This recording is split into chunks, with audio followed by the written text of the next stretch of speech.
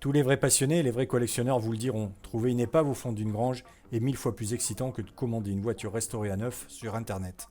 Alors quand un ami de plus de 35 ans passe me voir à l'automne 2019 en me disant « Il faut que tu viennes sauver mes VV », je n'ai plus qu'une envie, aller découvrir ce qui se cache au fond de cette grange depuis les années 80.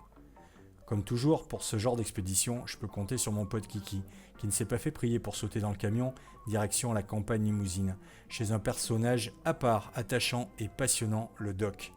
Doc n'est pas un surnom, il est réellement docteur, ce genre de docteur qui se soigne avec le miel de ses ruches et les légumes de son jardin. C'est le seul habitant de son village, ses meilleurs amis sont la nature et les animaux. L'écouter raconter l'histoire de ses autos, ses motos, son bateau, parapente ou ULM force le respect. Après avoir laissé passer l'hiver pour avoir une meilleure météo, on n'avait pas prévu qu'il faudrait patienter encore 2 mois de plus suite à un confinement pour un virus venu de Chine. Bienvenue à la grange du Doc. Bon, je vais pas vous mentir, je connaissais l'existence des autos depuis un moment déjà, mais je n'étais jamais encore allé sur place. Alors ce qui nous a frappé quand on est rentré pour la première fois dans la grange, c'était le noir complet et l'obscurité. Donc on a pris les lumières du téléphone portable et on a aperçu ces carrosseries de cosse qui étaient suspendues après les poutres de la grange, carrément dans le vide, hein, et c'était pendu au-dessus des toits des combis. Alors on a ouvert les portes pour avoir la lumière du jour et puis on a vu pour la première fois la face avant du Samba 21 fenêtres. Je savais qu'il était là, mais ça fait toujours un choc de découvrir un Samba au fond d'une grange, dans le Limousin comme ça, arrêté depuis les années 80.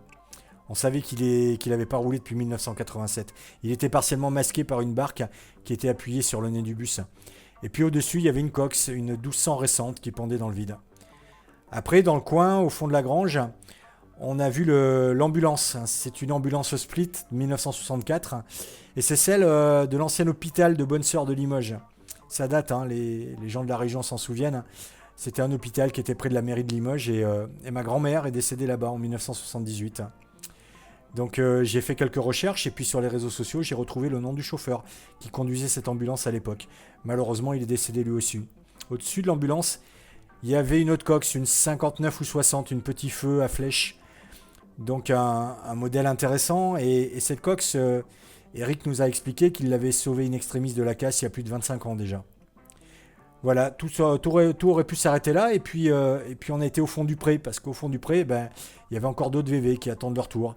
Donc il y a un 181, il y a un T3 qu'il a acheté neuf en 1986 je crois, chez Volkswagen à Limoges.